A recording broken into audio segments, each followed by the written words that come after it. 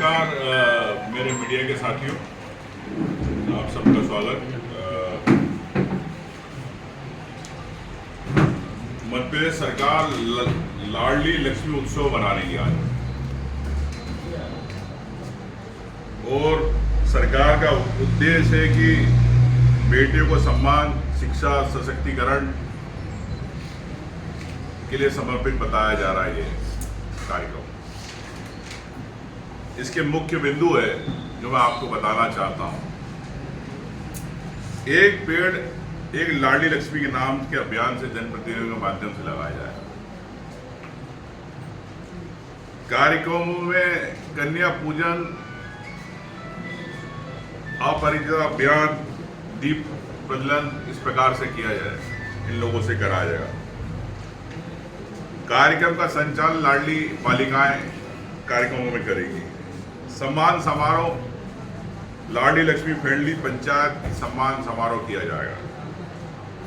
लाडली लक्ष्मी पथ पर चित्र, पोस्टर, बैनर लगा के किया जाएगा। लाडली बहना में एक क्लब बनाया जाएगा, उन लाडली बहनाओं के अनुभव को साझा किया जाएगा।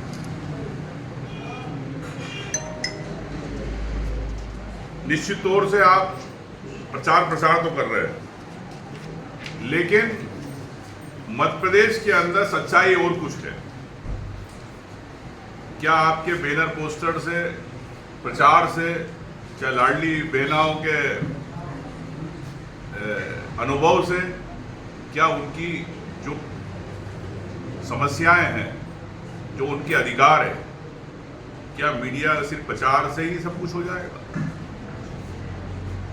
सरकार मैं कुछ आंकड़े आपको गिनाना चाहता हूं।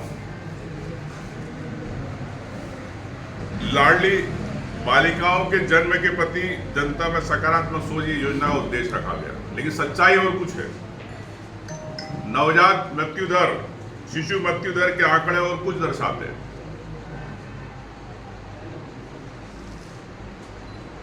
बालिका की जन्म की मृत्यु दर इंडियन हेल्थ एक्शन ट्रस्ट के द्वारा बताया गया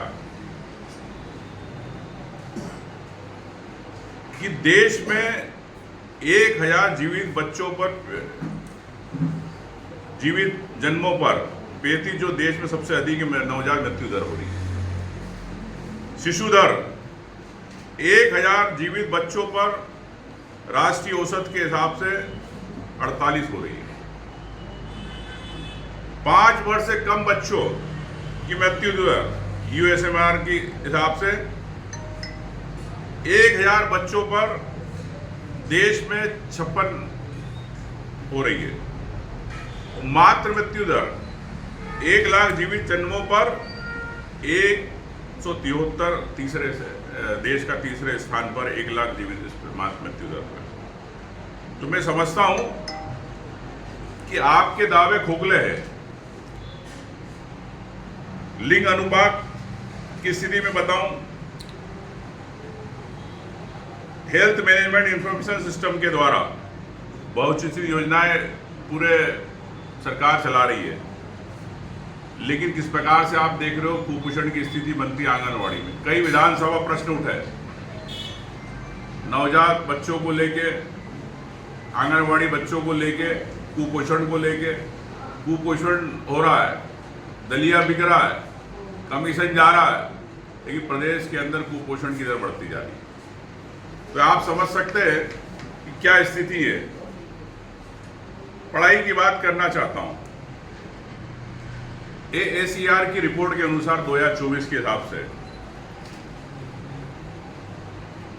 लड़कियों में सबसे ज्यादा पढ़ाई छोड़ी जा रही है। क्यों छोड़ी जा रही? मतलब सरकार एक तरफ बात करती कि स्कूल चलो, तो लड़कियां पढ़ाई क्यों छोड़ रही है? आपकी जानकारी के लिए मध्य प्रदेश 16.1% लड़कियां स्कूल छोड़ रही है, मध्य प्रदेश का स्थान। उसके बाद उत्तर प्रदेश का है 15%, राजस्थान का 12.5%, उसके बाद छत्तीसगढ़ का 10%। तो मध्य प्रदेश के अंदर सबसे ज्यादा लड़कियां क्यों छोड़ रही है स्कूल? मुख्यमंत्री जी बताएं। पौधा लगाना चाहते हो लेकिन वो स्कूल नहीं जा पा रही है, वो छोड़ रही है, तो आपने इसके लिए क्या योजना बनाई? क्या पौधा लगाने से स्कूल जाएंगी? तो उनकी आपको भावनाएं समझना पड़ेगी, उनके परिवार के प्रति आपको के साथ काउंसलिंग करना पड़ेगी, सरकार के विभाग के सभी को। ऐसे ही आपको बताना चाहता हूं कि सरकारी सेवाओं में सरकार वावर कहती है महिलाओं को नौकरियां दे रहे 33%, लेकिन हकीकत कोसों से दूर है। इंडिया जस्टिस रिपोर्ट 2025 के अनुसार मध्य प्रदेश की पुलिस भर्ती की मौजूदा जो गति देखकर आप कह सकते हैं महिलाओं को 33% टिकने वाले राज्य में 80 साल लग गए। तो ये स्थिति आप देखते हैं, हाईकोर्ट में, मध्य प्रदेश हाईकोर्ट में सिर्फ 3% महिला न्यायाधीश है। तो हम महिलाओं के अधिकार की बात करते हैं, लेकिन हम उनको नौकरियां नहीं दे पा रहे, नौकरियों में आरक्षण नहीं दे पा रहे। तो ये सरकार को इन पे मेरा सोचना है, मैं सुझाव देता हूं सरकार को कि पौधे लगाने के बजाय, सामान्य ज्ञान की प्रतियोगिता करने के बजाय, उनके अनुभव साझा करने के बजाय अधिकार दो। तो ये मैं समझता हूं कि मध्य प्रदेश में सिर्फ ब्रांडिंग की सरकार है, लाखों करोड़ों रुपए आप ब्रांडिंग में खर्च कर देते हो। लाडली बहनाओं के लिए आपने चुनाव में 3000 की बात करी, लेकिन आपकी सरकार कहती है कि हम 1500 रुपए से ज्यादा नहीं दे पाएंगे, 1250 रुपए से ज्यादा। विधानसभा में जवाब दिया, तो झूठे बातें करते हो लाडली बहनाओं से, उनसे आप चुनाव में वोट लेते हो। अभी महाराष्ट्र में वोटिंग हुई, महाराष्ट्र में 1500 की बात हुई, अब 500 रुपए कर दिए। तो मध्य प्रदेश सरकार 3000 करेगी कि 500 रुपए करेगी, ये भी मोहन यादव जी से पूछना चाहूंगा, मुख्यमंत्री जी से। निश्चित तौर से हमारी बहनों के साथ छलावा हो रहा है। और अभी बालाघाट गया, जिस प्रकार से छोटी बच्ची, आदिवासी बच्चियों के साथ बलात्कार हुआ, और मैं समझता हूं कि सरकार अभी भी, मुख्यमंत्री उसमें चुप है, ना उनकी तरफ से कोई आर्थिक सहायता, मुख्यमंत्री सहायता कोष है, आपने उसका ताला नहीं खोल पाया। कोई एक्सीडेंट हो जाता आप 4 लाख 5 लाख दे देते हो, लेकिन वो उस आदिवासी बच्चियों के लिए आप पैसे नहीं दे रहे हो। तो ये बड़े दुख की बात है, और ना भारतीय जनता पार्टी की तरफ से कोई इस प्रकार से सहयोग की बात आई है। मैं समझता हूं कि ऐसी कई घटनाएं प्रदेश में हुई। 29/4/2025 को कॉलेज की छात्राओं के वीडियो बनाए गए, गिरोह ने कई कॉलेज छात्राओं को नशीले पदार्थ देकर बलात्कार किया। ये घटना घटी जिला भोपाल। 29/4/2025 को देवास में एक युवती का अपहरण कर बलात्कार किया गया। 5/4/2025 को बालाघाट में एक शादी समारोह लौटते समय 3 नाबालिग लड़कियों के साथ और एक बालिग लड़की के साथ बलात्कार किया गया, सामूहिक बलात्कार। 11/4/2025 को धार में एक रिश्तेदार ने 1 साल की बच्ची के साथ बलात्कार किया।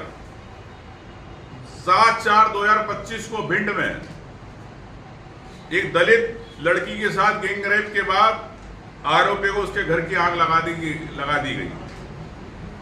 उज्जैन मुख्यमंत्री का गृह जिला 6/4/2025 को एक निजी अस्पताल में कार्यरत HR मैनेजर ने एक अपरिचित के खिलाफ मामला दर्ज कराया। सीधी 5/4/2025 को एक नाबालिग से सामूहिक बलात्कार की घटना सामने आई। तो ये लंबी लिस्ट है किस प्रकार से घटनाएं हो रही है। और मुख्यमंत्री जी पौधारोपण की बात कर रहे, कैसे प्रदेश में बलात्कार रुके, कैसे महिला अपराध कम हो, कैसे महिलाओं को नौकरियों में अधिकार मिले, आरक्षण मिले, इसके लिए सरकार स्पष्ट करें। अगर आप 2 मई को आप अगर ये लाडली लक्ष्मी उत्सव बना रहे, सिर्फ पूजन करने से, पेड़ धुलाने से काम नहीं चलेगा। उन बच्चों के लिए, उन परिवार के लिए, उन महिलाओं के लिए आपको नौकरी की बात करना पड़ेगी, और जो कुपोषण हो रहा उस पोषण को कैसे दूर करें, इस पे बात होना चाहिए। ये मेरी सरकार से मांग है। यही मैं कहना चाहता हूँ साथियों कि आज ये लाडली लक्ष्मी उत्सव सरकार का एक की हकीकत मैंने आपको बताई, और निश्चित तौर से सरकार इसको संज्ञान लेगी, ना कि सिर्फ इसको ब्रांडिंग और पूजा पाठ और सिर्फ अनुभव तक इसको सीमित रखेगी। यही मैं कहना चाहता हूँ। धन्यवाद। मृदंग नाउ इन छतरपुर, नई खुशियों के साथ कुछ नया पहनिए।